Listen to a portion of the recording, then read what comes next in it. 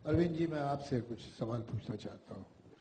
देखिए, मैं समझता हूँ ईमानदारी की बात यह है कि अगर आप कहते हैं कि पॉलिटिशियंस में बहुत करप्शन है, तो आप कोई हिंदुस्तान में किसी भी आदमी की इंफॉर्मेशन को बढ़ा नहीं रहे हो, ये सबको पता है और हम मानते हैं।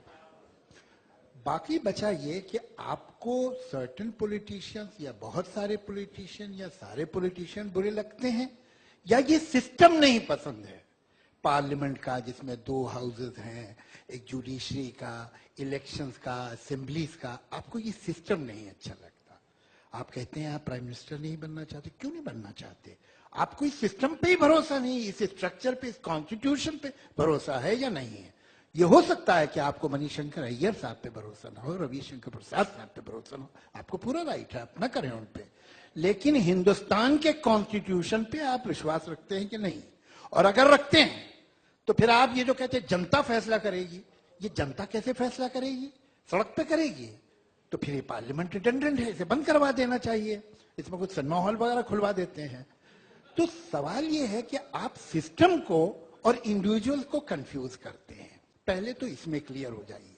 दूसरी ये कि ये बात दोनों ने कही अपने अपने तरीके से, और मैं बिल्कुल दोनों से सहमत हूं कि आप ये तो बताते हैं कि बुरा क्या है, आप ये नहीं बताते कि होना क्या चाहिए। ये सब ठीक है, पंचायत हो और वो डिसेंट्रलाइजेशन ऑफ पावर हो, लेकिन आप दुनिया से क्या रिश्ता पंचायतों के थ्रू करेंगे?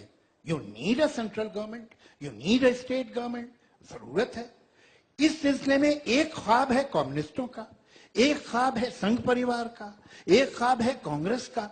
आप मैं उनमें से किसी से अग्री करें नहीं करें, लेकिन उनके पास एक विजन तो है।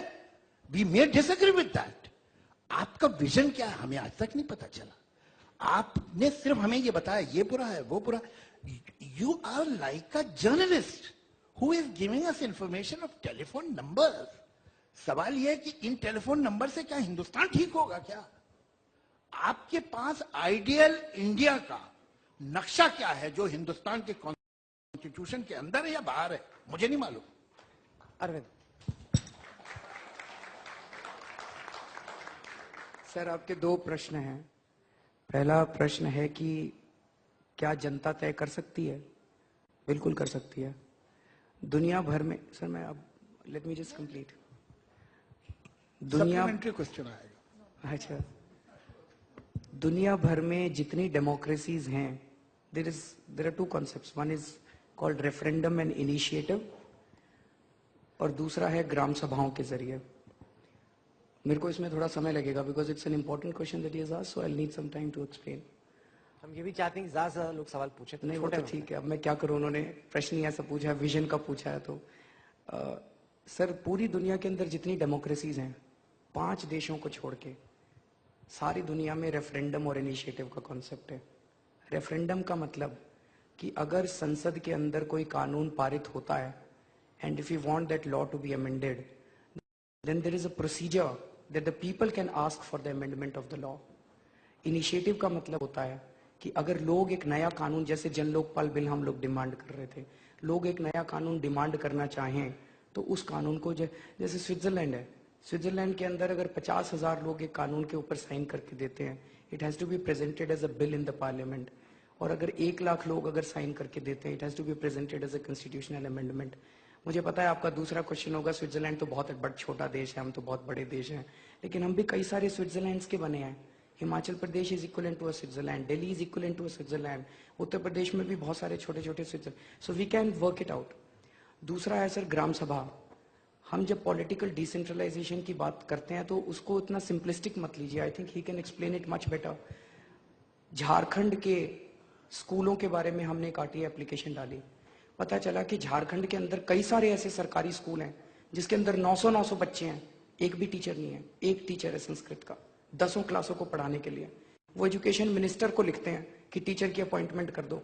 एजुकेशन मिनिस्टर को तो टाइम ही नहीं है टीचर्स की अपॉइंटमेंट करने के लिए। तो वहां के गांव के लोग मिलके क्यों नहीं आपस में टीचर्स की अपॉइंटमेंट कर सकते? वहां के गांव के लोग मिलके क्यों नहीं अपने डिस्पेंसरी खोल सकते? वहां के गांव के लोग मिलके क्यों नहीं अपने नलके लगा सकते? नलके लगाने के लिए प्लानिंग कमीशन की जरूरत है क्या? वो गांव के लोग अपनी जिंदगी तो चला सकते हैं, लेकिन इसका मतलब ये नहीं कि सेंट्रल गवर्नमेंट के सारे डिसीजन ग्राम सभा लेगी। सेंट्रल गवर्नमेंट की भी जरूरत है, स्टेट गवर्नमेंट की भी जरूरत है। तो जो चीजें मेरे गांव के लेवल पे, मेरे मोहल्ले के लेवल पे हो सकती हैं, मेरी 80% प्रॉब्लम वहीं सॉल्व हो जाएंगी। आप फॉरेन अफेयर्स है, स्टेट सिक्योरिटी है, एक्सटर्नल एंड इंटरनल सिक्योरिटी है, बैंकिंग है, ये तो सेंट्रल गवर्नमेंट के पास रहेगा ही, वो करेंगे ही। All that we need is a clear division of powers, और जो मेरे गांव में और मेरे मोहल्ले में डिसीजन है, वो डिसीजन मैं लूं। तो मोटे मोटे तौर पे ये दो है। हमने इसके ऊपर एक किताब लिखी है, आप तक पहुंची नहीं होगी, मैं आपको वो किताब पहुंचाता हूं कि हमारा इसी संविधान के अंदर ढांचा है। लेकिन जो चीजें बदलनी है, उसको बदलने से हमें परहेज क्यों?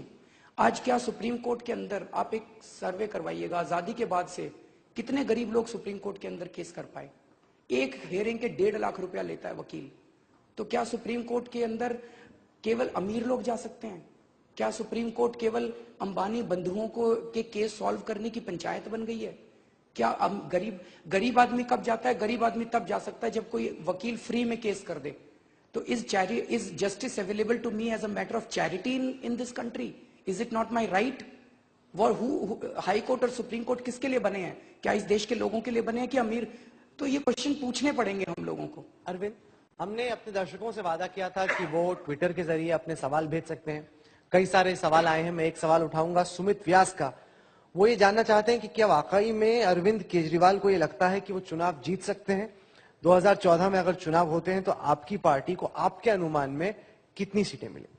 एक सेकंड रुकिए, एक सप्लीमेंट्री क्वेश्चन की इजाजत तो पार्लियामेंट में भी होती है।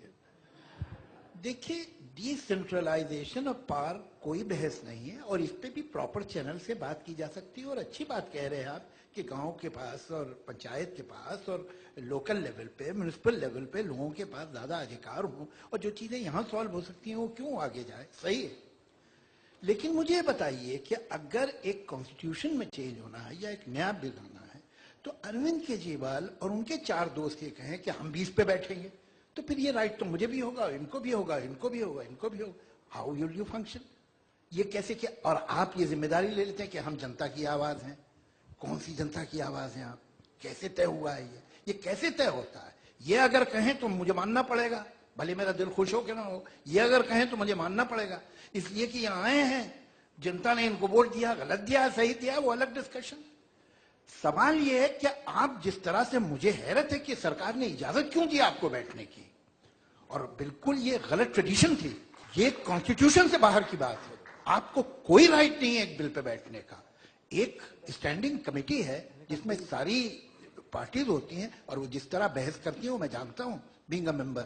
ऐसा थोड़ी कि वहां खरी बातें नहीं करते लोग, वहां पार्टी लाइन कोई नहीं करता है। एक सिस्टम है, आप उस बेसिक सिस्टम पे आहार कर रहे हो, बहुत खतरनाक बात है।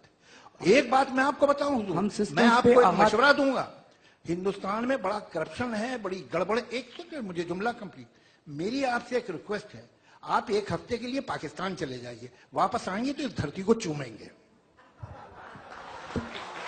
सर, आप आज के भारत से बड़े खुश हो सकते हैं। आप इस बात से खुश हो सकते हैं कि पाकिस्तान से हमारी हालत बहुत अच्छी है।